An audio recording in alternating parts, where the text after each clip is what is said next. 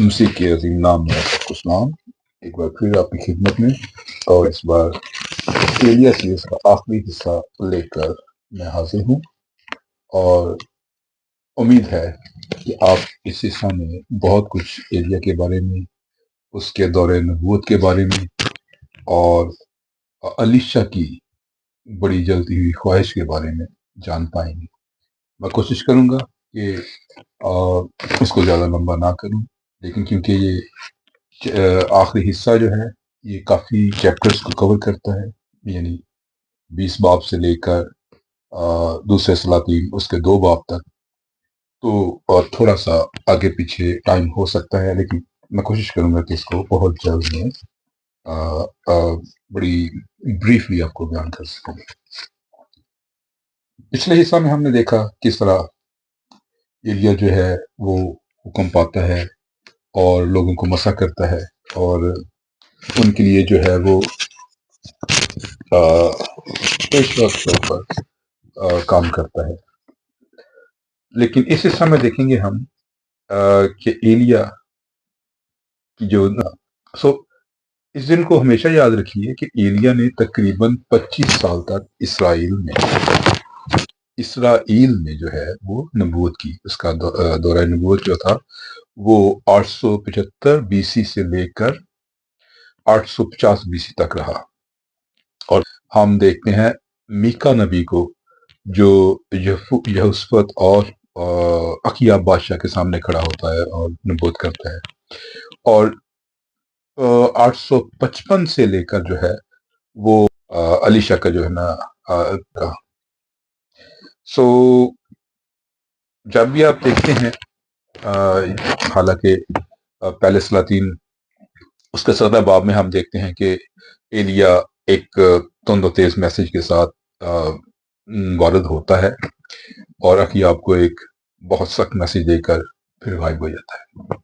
کتنے سال کے لیے؟ 3.5 سال کے لیے وہ غائب ہو جاتا ہے، اور پھر 3.5 سال کے بعد خدا کے میسج کو حاصل کر کے پھر وہ دوبارہ آتا ہے، اور ایک بڑی فتح جو ہے وہ اسرائیل کے لیے، خدا کے نام کے لیے جو حاصل کرتا ہے، اور اسی رات وہ جو ہے ایزیبل کا میسج اس کو موصول ہوتا ہے، اور وہ اپنی جان بچانے کو بھاگ جاتا ہے، اور خدا اسے پھر کہتا ہے کہ تم واپس جا اور ان لوگوں کو مسح کر، تاکہ آگے کو جو ہے وہ سارا کام چلتا رہے، یعنی بادشاہ مقرر کر، نبی مقرر کر، اور آرام کا بادشاہ بھی مقرر کر۔ پھر اس عرصہ میں ہم دیکھتے ہیں کہ تقریباً 2 سال کے بعد ایلیا پھر نمودار ہوتا ہے، اور پھر ہم اسے جو ہے وہ دیکھتے ہیں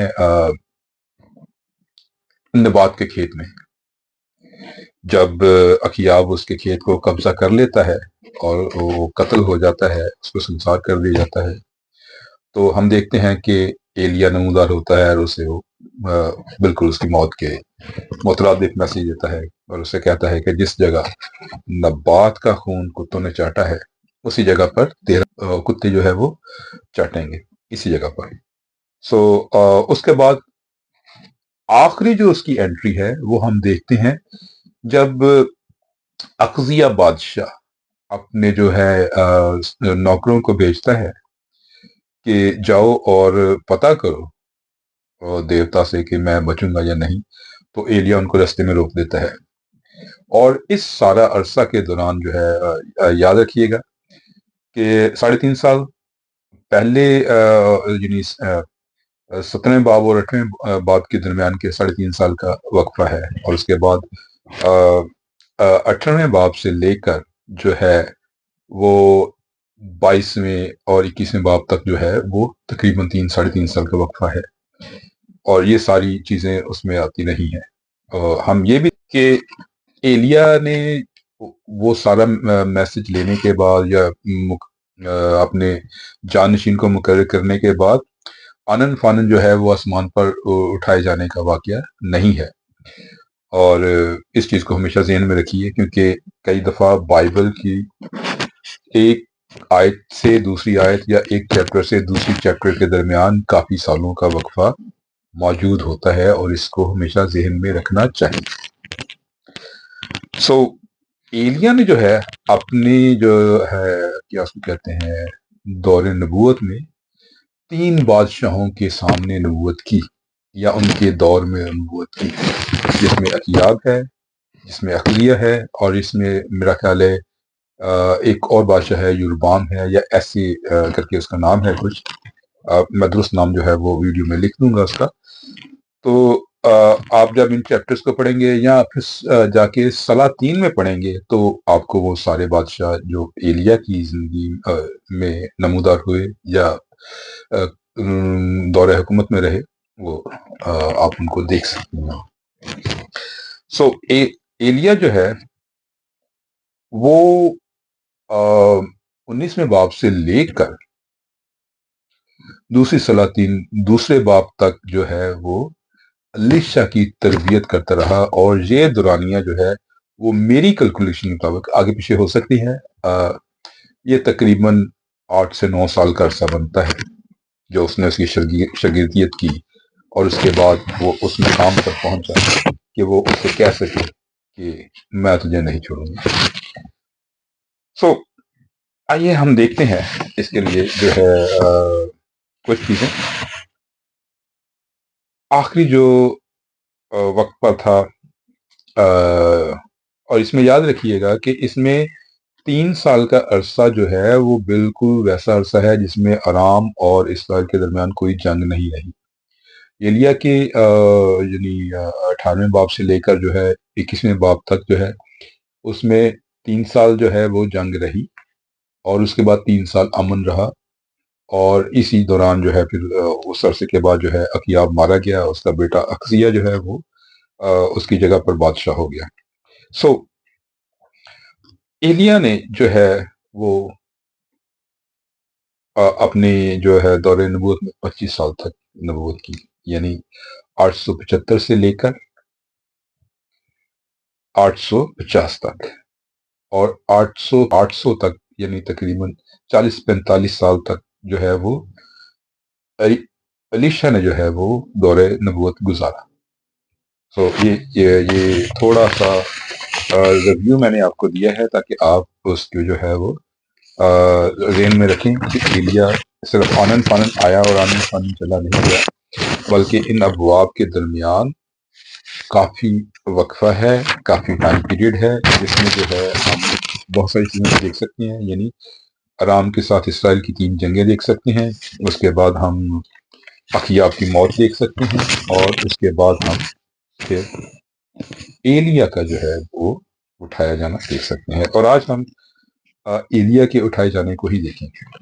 یہ میں نے صرف ایک اوور ویو دیا ہے، ایک چھوٹا سا تعارف دیا ہے آپ کو، تاکہ آپ پہلا سلاطین اس کے 17ویں باب سے لے کر دوسرے سلاطین اس کے دوسرے باب تک کی ساری سٹوری کو سمجھ سکیں، اور یہ میرے ایک اندازہ کے مطابق جو کہ اوپر نیچے ہو سکتا ہے، میں نے جو ابواب ہیں ان کی کیلکولیشن کے مطابق اس کو اخذ کیا ہے، وہ تقریباً 11 سے 12 سال کا عرصہ بنتا ہے۔ پہلی سلاطین 17 باب سے لے کر دوسری سلاطین 2 باب تک، یہ تقریباً 11 سال کا عرصہ بنتا ہے۔ سو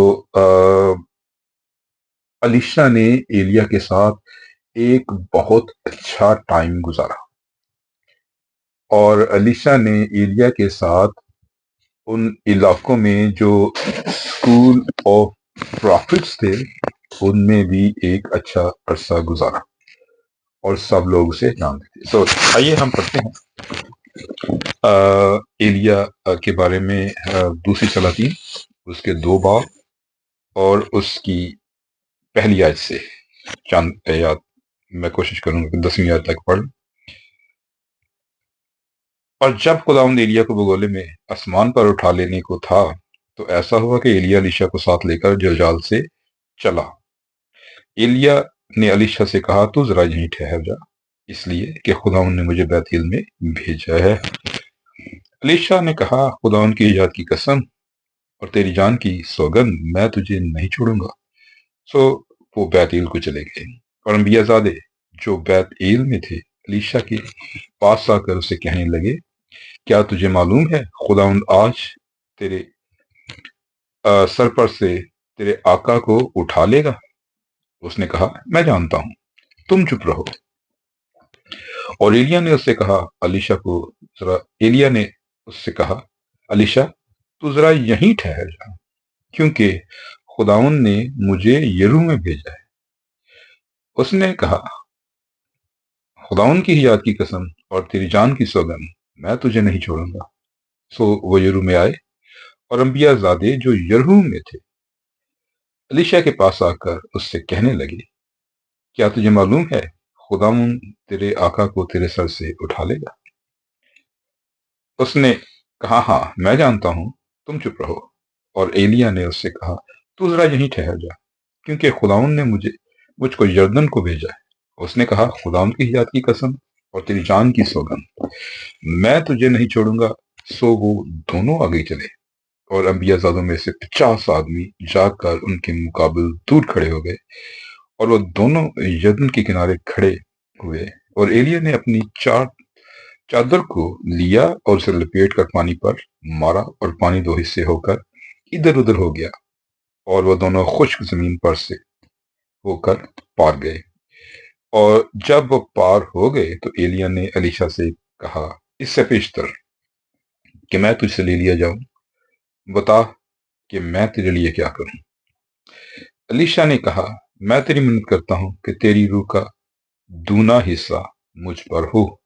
उसने कहा, तूने मुश्किल सवाल किया, तो भी अगर तू मुझे इससे जुदा होते देखे तो तेरे लिए ऐसा ही होगा, और अगर नहीं तो ऐसा ना होगा। आमीन। ये सारा वो वाक्य है जो एलिया और अलीशा के दरमियान हुआ। इसके लिए मैं ये कहूंगा कि जब वो निकले जलजाल से, और जलजाल को या गिलगाल को हम जानते हैं कि जब इसराइल जो है वो मिस्र से वापस आ रहे थे और उन्होंने यरदन को पार किया, तो उन्होंने वहां पर एक कुर्बानगाह बनाई, और वहीं पर उन्होंने बाकी इसराइलियों का जो 40 साल बियाबान में पैदा हुए थे उन सबका खतना किया। और इसलिए इसको जलजाल कहा जाता है, जिसका मतलब है द लैंड ऑफ स्किन्स, या खलड़ियों की सरजमीन। सो वहां से एलिया से कहता है कि तू जरा यहाँ ठहर, मुझे खुदा ने बैतुल को भेजा है। बैतुल वो जगह है जहां पर आप अगर पीछे चले जाएंगे तो याकूब को देखेंगे, जहां पर वो सोया था, जहां पर उसने वो पत्थर खड़ा किया था, उस पर तेल मला था और कहा था कि अगर तुम मुझे वापस ले आए मेरे खानदान में, तो ये घर खुदा के लिए घर होगा। याद रखिए कि ये पोर्टल है, क्योंकि ये याकूब ने जो है आसमान से फरिश्तों को ऊपर जाते और नीचे आते देखा था, और उसने कहा कि ये कैसी खौफनाक जगह है, मुझे मालूम नहीं था कि खुदा यहाँ मौजूद है। और ये आमतौर पर कहा जाता है कि दुनिया में 8 पोर्टल हैं, जो यानी आसमानी दरवाजे हैं, जिनसे आसमानी फोर्सेस खुदा की हों या इब्लीस की, वो जमीन पर उतरती हैं और कंट्रोल करती हैं, चीजों को देखती हैं। सो ये वो जगह है जहां जिसको पोर्टल माना जाता है, दरवाजा माना जाता है खुदा का।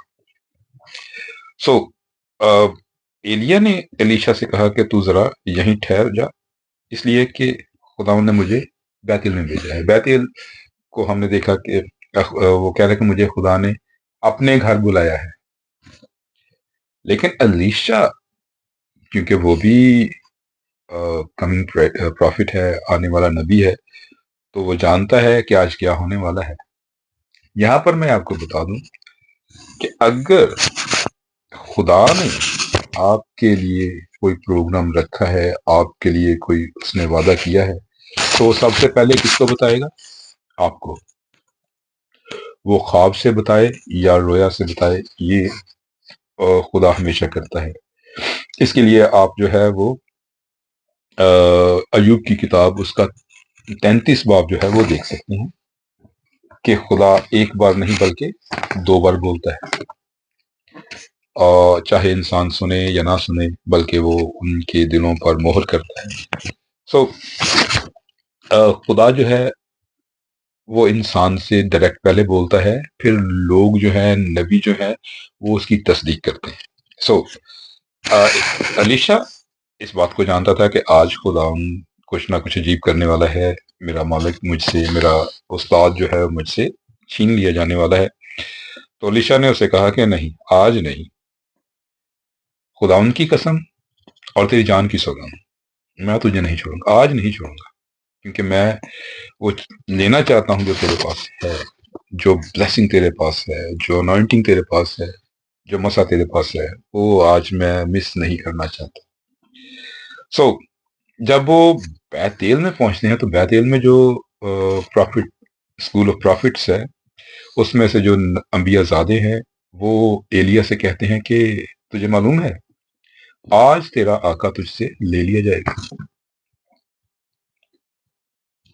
اور علیشا بڑے وثوق سے کہتا ہے کہ میں جانتا ہوں، تم چپ رہو، مجھے پتا ہے کیا ہونے والا ہے، مجھے اس بات کا پتا ہے. سو آپ کی زندگی میں جو بھی کچھ ہوتا ہے، خاص طور پہ خدمت کے تعلق سے، کئی بار خدا آپ کو اس کا جو ہے انفارمیشن دے چکا ہوتا ہے. اور جیسا کہ ایمس کی کتاب میں لکھا ہے، اماؤس کی کتاب میں اس کے میرا خیال تیسرے باب میں لکھا ہے کہ خدا اس وقت تک زمین پر کچھ نہیں کرتا جب تک اپنے ارادہ کو اپنے بندوں پر اور نبیوں پر ظاہر نہ کر دے. سو یہ بڑی اہم بات ہے. کئی بار وہ بات خدا نے آپ سے نہیں کی ہوتی جو لوگ آپ کے لیے کہہ رہے ہوتے ہیں، اور آپ اس تذبذب میں رہتے ہیں، آپ اس کشمکش میں رہتے ہیں کہ کیا ہوگا، ایسا ہوگا کہ نہیں ہوگا. اس لیے پالوس کہتا ہے کہ نبوتوں کو پرکھو، ضرور چیک کریں خدا کے کلام سے، اور اپنے ذاتی جو ہے وہ انفارمیشن سے جو خدا نے آپ کے دلوں میں رکھی ہے کہ کیا وہ اس کے ساتھ میچ کرتی ہیں. وہ باتیں آلریڈی خدا مجھ پر ظاہر کر چکا ہوتا ہے، چاہے وہ رویا میں ہوں یا خواب میں ہوں یا ڈائریکٹ ہوں، کلام کے ذریعے ہوں. تو پھر اگر کوئی اس کے بارے میں تصدیق کرتا ہے تو اگر وہ اس سے میچ کرتی ہیں تو میں ان کو ایکسیپٹ کر لیتا ہوں، نہیں کرتی تو میں ایسے کہتا ہوں خدا آپ کو برکت دے. یاد رکھیے اور بڑا ہی اس بارے میں کانشیس رہیے، کیونکہ ایسا ہوتا ہے کئی بار وہ باتیں جو آپ کے حق میں نہیں ہوتی، جو آپ کے لیے نہیں ہوتی، ابلیس بھی بول سکتا ہے. جیسے ہم کڑوے دانوں کی مثال دیکھتے ہیں، کئی بار ایسا ہو جاتا ہے. لیکن علیشا جو ہے وہ اس کو معلوم ہے کہ کیا ہونے والا ہے بس. اور جب ہم یعنی آگے دیکھتے ہیں تو وہ ایلیا جو ہے وہ دوبارہ اس سے کہتا ہے تو یہیں پہ ٹھہر جا، کیونکہ مجھے خدا نے یرہو کو بھیجا. تو جب ہم یرہو کو دیکھتے ہیں تو یرہو کا مطلب ہے اس کا چاند یا اس کا چہرہ. یا علیشا جو ہے وہ کہتا ہے کہ نہیں، آج نہیں، مجھے تیری جان کی سوگند، خدا کی ہی یاد کی قسم، آج میں تجھے نہیں چھوڑوں گا. سو اگر ہم اماؤس کی جو ہے وہ ورسز کو اس کے ساتھ میچ کریں تو ایگزیکٹ 2 بار انبیاء زادوں نے اس پر جو ہے وہ ظاہر کر دیا ہے کہ آج کیا ہوگا. لیکن علیشا ان ساری چیزوں کو اس سے بہت پہلے جانتا ہے کہ آج ایلیا جانے والا ہے، آج ایلیا مجھ سے جدا ہونے والا ہے. سو اب جو ہے جب وہ یردن سے چلتے ہیں تو پھر وہ اسے کہتا ہے جب یرو سے چلتے ہیں تو ایلیا سے کہتا ہے کہ مجھے خدا نے یردن کے پار بلایا، دوسری طرف بلا دیا ہے، تو یہیں پہ ٹھہر جا، کرنا ہی آج نہیں. جب ایلیا اس کو جان جاتا ہے کہ ہی از ناٹ گوئنگ اوے، یہ جانے والا نہیں ہے، اور یہ ایسے جانے والا نہیں ہے، اسے کچھ چاہیے جس کے لیے یہ مجھے نہیں چھوڑنا چاہتا. اور کیونکہ وہ بھی پرافٹ ہے، وہ بھی پرافٹ ہے، دونوں نبی. سو فائنلی جو ہے نا، فائنلی ایلیا یردن کے پار جا کر اس میں آپ معجزہ دیکھتے ہیں، ایلیا اپنی چادر مارتا ہے اور جو یردن ہے وہ 2 ٹکڑے ہو جاتا ہے، اور جو ہے کیا اس کو کہتے ہیں، وہ دونوں اس میں سے گزر جاتے ہیں. اور گزرنے کے بعد جو ہے ایلیا اس سے ایک سوال کرتا ہے. 9ویں آیت میں جب ہم پڑھتے ہیں दूसरी सलातीन उसकी दूसरे बाब और 9वीं आयत में तो उसने कहा, और जब वो पार हो गए तो एलिया ने अलीशा से कहा कि इससे पेशतर कि मैं तुझसे ले लिया जाऊं, बता कि मैं तेरे लिए क्या करूं। अलीशा ने कहा, मैं तेरी मन्नत करता हूं कि तेरी रूह का दूना हिस्सा मुझ पर हो। उसने उससे कहा, तूने मुश्किल सवाल किया है, तो भी अगर तू मुझे अपने से जुदा होते देखे तो तेरे लिए ऐसा ही होगा, और अगर नहीं तो ऐसा नहीं होगा। एलिया जो है वो जानता है कि एलिया ने सारे टेस्ट पास कर लिए हैं और कहीं पर भी ट्रैप नहीं हुआ, कहीं पर रुका भी नहीं है। तो आखिर में वो उससे पूछता है कि इससे पहले कि मैं तुझसे ले लिया जाऊं, तू मुझे बता कि मैं तेरे लिए क्या करूं। क्या इसमें हमें थोड़ा सा टच उस बात का नजर आता है जिसे हम देखते हैं अंजील में, जब अ, जो था बर्तुलमाई था वो चला रहा था, मसीह रुक गया और उसने से कहा कि बता मैं तेरे लिए क्या करूं। मुझे थोड़ा सा इसमें जो है वो उसकी भनक नजर आती है। लेकिन जो अलीशा है वो बड़े ही एतमाद के साथ उसे कहता है कि मैं तेरी मिन्नत करता हूं कि तेरी रूह का दूना हिस्सा मुझ पर हो। जब हम दूना हिस्सा या डबल अनॉइंटिंग की बात करते हैं तो याद रखिए कि अगर आप अनॉइंटेड हैं तो यही बहुत है। लेकिन जो है डिपेंड करता है कि आप उस अनॉइंटिंग को इस्तेमाल कैसे करते हैं। आपको डबल अनॉइंटिंग क्यों चाहिए? क्या जो पहली अनॉइंटिंग, जो पहला मसा खुदा ने आपको दिया है, आपने उसके मुताबिक अमल किया है, उसका इस्तेमाल किया है? मेरी उम्र जो है वो पेंटिकॉस्टल और कैरिज्मेटिक लोगों में गुजरी और कलीसियाओं में गुजरी, तो मैं इस बात से बड़ा वाकिफ हूँ। लोग ये दुआ बहुत करते हैं, तेरी रूह का दूना मुझ पर हो, लेकिन थोड़े अरसे के बाद वही बैठे चुगलियां कर रहे होते हैं, वही लोग जो है एक दूसरे की टांग खींचने की बात कर रहे हैं, चक्कर देने की बात कर रहे होते हैं। इसलिए मैं हमेशा कहता हूँ कि जो पहला मस्सा खुदा ने आपको दिया था उसके साथ आपने क्या किया। और दूना मस्सा का मतलब होता है डबल रिस्पॉन्सिबिलिटी, दोहरा मस्सा डबल रिस्पॉन्सिबिलिटी आपको देता है। पहली अपनी जो रिस्पॉन्सिबिलिटी है, आप पहली जिम्मेदारी तो पूरी करें, उसके बाद दूसरी जिम्मेदारी लेने की ख्वाहिश करें, क्योंकि कई दफा खिदमत में पहली जिम्मेदारी ही बहुत अहम होती है और बड़ी होती है, और जिम्मेदारी कोई भी छोटी और बड़ी नहीं होती, जिम्मेदारी होती है। आपको खुदा ने क्या जिम्मेदारी दी है ये आप जानते हैं, आपसे बेहतर कोई नहीं जानता कि क्या खुदा ने आपके अंदर रखा है, कौन सा मैसेज, कौन सी खिदमत, कौन सा मसा आपके अंदर है। क्या आप लोगों से गुफ्तगू करने में बड़े ही कंफर्टेबल हैं? इसको हम सोशल भी कहते हैं। लेकिन कई बहुत जो है अनएफर्टली, बगैर किसी वो कहते हैं ना तरद्दुद के, जो है वो आसानी से लोगों के साथ फ्रेंडशिप कर लेते हैं, बातचीत कर लेते हैं और उनको कायल कर लेते हैं। कभी आपने देखा है कि खुदा ने आपको किस लिए बुलाया है? आप इससे भी अपने मसा को जाहिर कर सकते हैं, लोगों को मसीह के बारे में बता सकते हैं। कई लोगों को आपने देखा होगा कि वो अनजान से लगते हैं, ज्यादा बातचीत लोगों से नहीं करते, लेकिन जब वो किसी को मशवरा देते हैं तो वो इंतहाई खूबसूरत होता है। ये भी आपके पास मसा है, ये भी आपके पास अनॉइंटिंग है, ये भी आपके पास खिदमत है। कभी आपने इसको यूज किया है अच्छे तरीके से या दुरुस्त तरीके से? सो मैं अगर इनको गिनवाना शुरू करूं तो जैसे पहले ग्रंथियों 12 बाब में या 13 14 बाब में चीजों में जो नेमतें लिखी हुई हैं, तो ये सारी उनमें शामिल हैं, ये सारी चीजें उनमें शामिल हैं।